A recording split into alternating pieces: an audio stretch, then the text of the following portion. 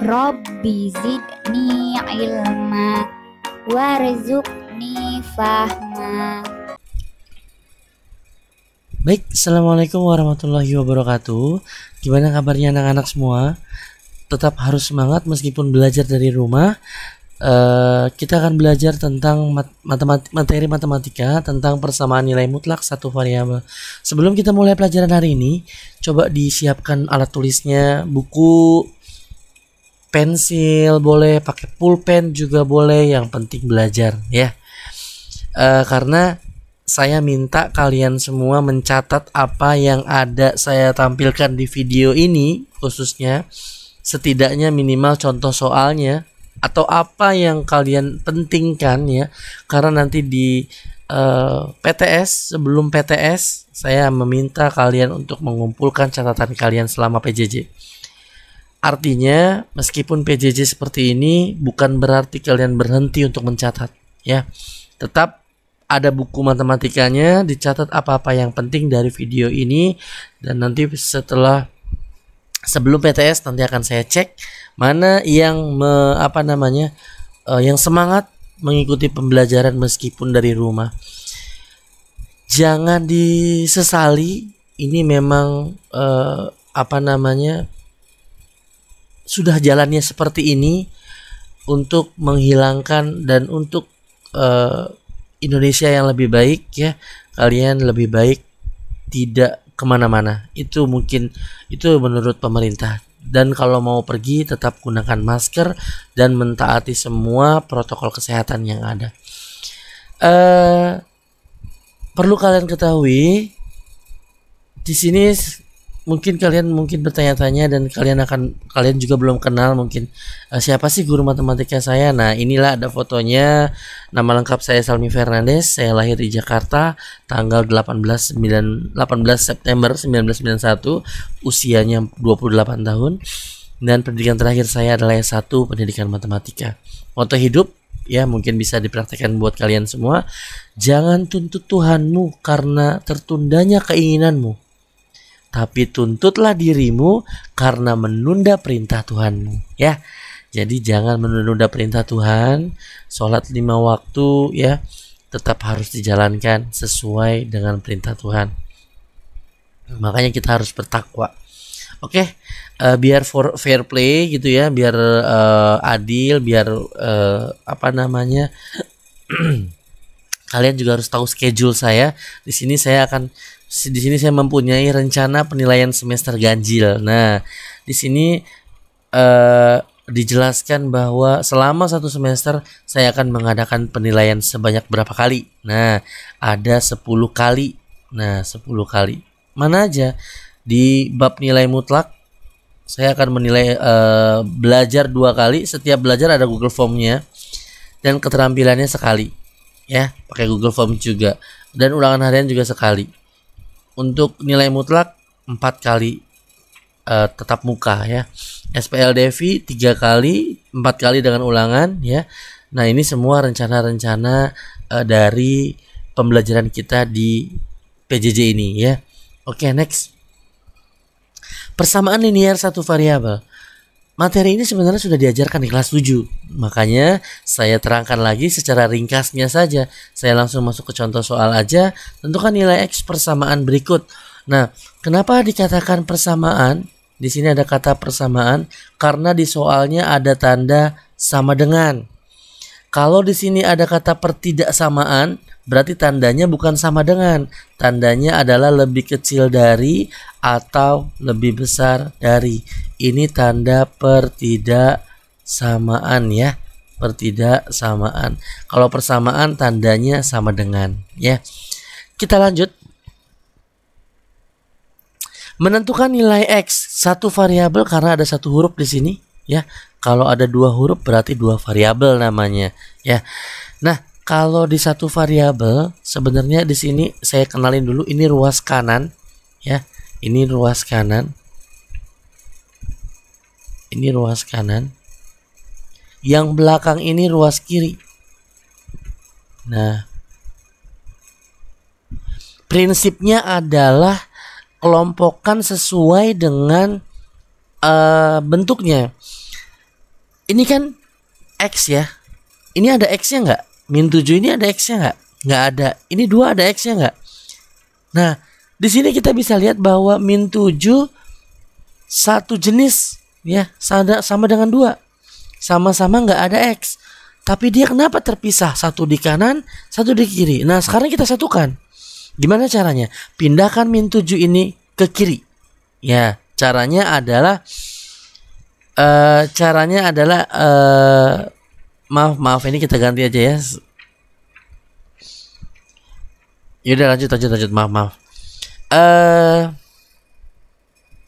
Min 7 ini kita pindahkan ke kiri, berarti harus berubah tanda. Nah 3x ini tetap di sini ya. 3x nggak usah pindah, sama dengan 2 dulu ya dari sini ya. Baru datang tamunya nih, tambah 7 ya. Tandanya yang berubah, ingat ya, bukan angkanya ya, tapi tandanya dari minus ke plus ya. 3x sama dengan 9. Kenapa kita kelompokkan yang sama? Supaya bisa dijumlah. Kalau yang ini nggak bisa dijumlah karena beda jenis. Ada x-nya, ini nggak ada, jadi nggak bisa dijumlah. Makanya jangan disatukan. Jadi satukan yang sejenis sama yang sejenis. Nah min 7 ke 2 ini kan disatuin ya. Nah X sama dengan terakhir, X sama dengan 9 dibagi 3. Berapa 9 dibagi 3? X sama dengan 3. Nah inilah penyelesaiannya ya. Oke, soal yang kedua. Nah soal yang kedua juga gampang. Kita lihat di sini ada angka 3 nih ya. Ada angka 3 di luar. Di sini juga ada angka 2 di luar nih. Nah ini angka 3-nya ini gunanya adalah dikalikan satu-satu. Kalikan ke depan, lalu dikalikan ke belakang. Biar adil. Jadi ketemu semua. Ini juga dikalikan ke depan, dikalikan ke belakang. Sekarang kita praktekkan. 3 dikalikan ke depan, 3 kali 2 berapa? 6. Tulis 6, ada X-nya. Ya. Mana X-nya? Ini X-nya. Sementara yang kedua adalah 3 dikali belakang. Ada X-nya nggak? Nggak ada.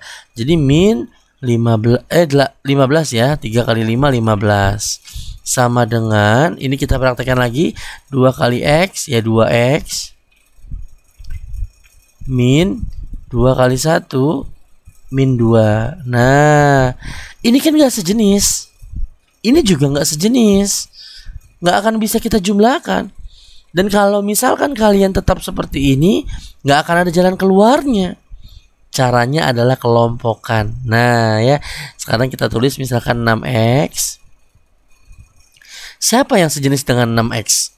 2x. Ya betul, 2x. Kita pindahkan 2x ke depan menjadi minus 2x.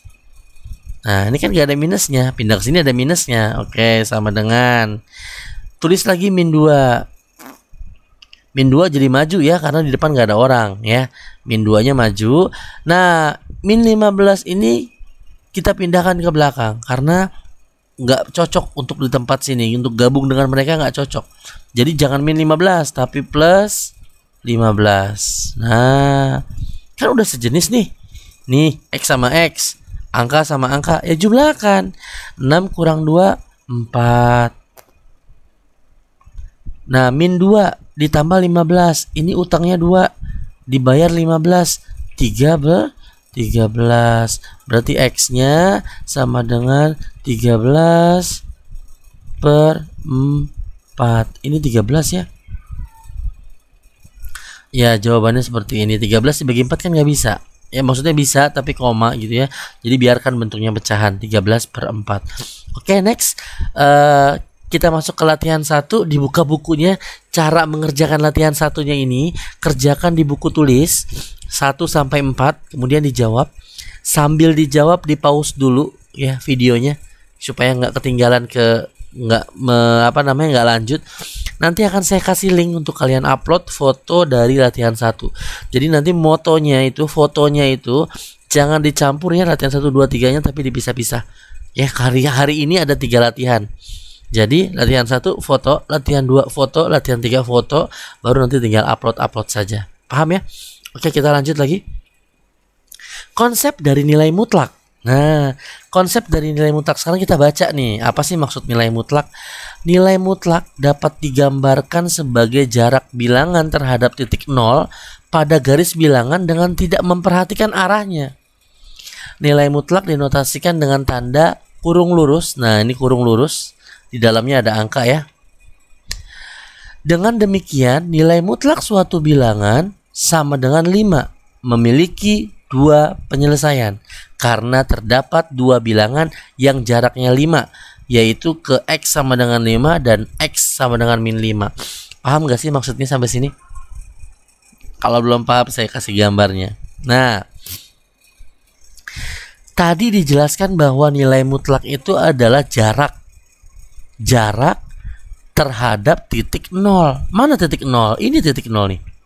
Ya, jarak. Dengan tidak memperhatikan arahnya. Kalau misalkan X sama dengan 5 nih, ya, kira-kira supaya jaraknya 5 itu kemana arahnya? Bisa ke kanan, ya kan? Bisa ke kiri, ya kan? Yang jaraknya 5, yang memiliki jaraknya 5, ya kan? Punya 2 penyelesaian, bisa ke kanan, bisa ke kiri. Makanya itu X-nya itu bisa 5 dan bisa juga min 5 karena jaraknya 5. Sekarang kalau misalkan yang jaraknya 3, misalkan gini ya. Saya gambar lagi 0 di sini ya. 0, 1, 2, di sini 3 gitu ya. Anggaplah lurus ya. 1, 2, ini min ya. Min 3 di sini. Anggaplah kamu berdiri di sini. Nilai mutlak itu jarak dari titik 0 ya. Misalkan saya tanya yang jaraknya 3 kemana? Ke kanan. 3 gitu kan? Apakah hanya ke 3? Bisa ke kiri kan? Nah, artinya nilai mutlak itu bisa 2 ya, karena jarak. Yang jaraknya 3 kan ada 2. Bisa ke arah 3, bisa ke arah min 3. Paham nggak maksudnya? Paham ya? Nah, ini kesimpulannya. Nilai mutlak suatu X itu X-nya ini bisa positif, bisa negatif. Artinya jarak dari X ini adalah bisa ke arah positif, bisa ke arah negatif. Yang penting mulainya dari 0. Ya, nilai mutlak itu jarak yang dimulai dari titik 0 ya. Kalau bisa dicatat ini biar tahu. Oke, konsep dari nilai mutlak. Contoh, tentukan nilai hasil dari nilai mutlak berikut. Nah, nilai mutlak dari min 3. Nah, nih. Jarak dari 0 ke min 3. Berapa kira-kira tuh? 1, 2, 3. Nah, benar kan? Kalau yang ini gimana? Nilai mutlak sama dengan 3, berarti jarak ke titik 3. Ini 1, 2, 3. Kita hitung jaraknya dari 0 ya. 1, 2, 3. Nah, kesimpulannya apa? Mereka ini sama-sama 3 jaraknya. Ya. Jadi tidak memperhatikan arahnya, boleh ke kiri, boleh ke kanan, yang penting dia 3 langkah. Jadi ini sama-sama 3. Oke, next. Nah, tuh 3 ya. Di sini lebih jelas lagi gambarnya. Oke, yang kedua, nilai mutlak dari 3/5. Ini adalah 3/5. Kesimpulannya adalah nilai mutlak dari 5, kalau dia positif, itu hasilnya adalah 5. Tetap 5. Tapi kalau nilai mutlak dari min 5, itu hasilnya juga 5. Kenapa? Jarak dari 0 ke 5 itu 5. Maksudnya gitu loh. Jarak dari 0 ke min 5 itu juga 5. Jarak kan tidak ada yang negatif ya. Jadi kesimpulannya positif. Kalau dimutlakan hasilnya tetap positif. Tapi kalau negatif, kalau dimutlakan jadinya positif. Artinya kalau memakai konsep dari nilai mutlak, maka tidak ada angka yang negatif ya. Oke, lanjut. Nomor 3 masih ada. Nilai mutlak dari 5 kurang 8. Kurangin aja dulu 5 kurang 8. 5 kurang 8 pasti minus, karena yang kecil dikurang yang besar. 5 kurang 8 itu kan hasilnya minus 3. Tapi ingat, ada nilai mutlaknya. Nah, nilai mutlak dari min 3, jarak dari 0 ke min 3 itu adalah 3. 3 ya, jadi dari negatif ke jadi positif kalau sudah dimutlakkan. Paham ya? Oke, lanjut. Latihan kedua 1 2 3 4 silahkan dijawab. Ini sangat gampang sekali kalau kamu nyimak tadi. Oke, di pause dulu, jangan lupa diselesaikan dulu latihan 2 baru lanjut ke latihan 3. Oke, materi terakhir adalah persamaan nilai mutlak. Saya langsung contoh soal aja. Nah, di penjelasan tadi bahwa nilai mutlak itu ada dua kemungkinan, bisa positif, bisa negatif, ya. Sama kalau ada soal kayak begini, ada nilai mutlaknya nih, ada nilai mutlaknya. Kalau tadi kan yang di pertama kali kan gini nih, 2x min 3 sama dengan 9. Nggak ada nilai mutlaknya, makanya min 3-nya bisa langsung dipindahin. Sama dengan 9 tambah 3 gitu kan. Nah, kalau ini ada nilai mutlaknya, maka dibagi menjadi dua cara. Nah, lihat kan, nih liatin ya. Dibagi menjadi dua cara. Cara yang pertama, tulis lagi soalnya, 2x min 3 sama dengan 9. Cara yang kedua adalah 2x min 3 sama dengan min 9. Ya, nilai mutlak itu ada yang positif, ada yang negatif. Depannya tetap ini ya. Depannya tetap 2x min 3. Ini juga sama. Yang beda cuma di belakangnya. Dibuat satu positif, 9 satu negatif. Gitu ya. Pak, kalau misalkan nanti di soal di belakangnya negatif gimana? Ya sama. Kalau misalkan di sini di soalnya udah ada minnya gimana?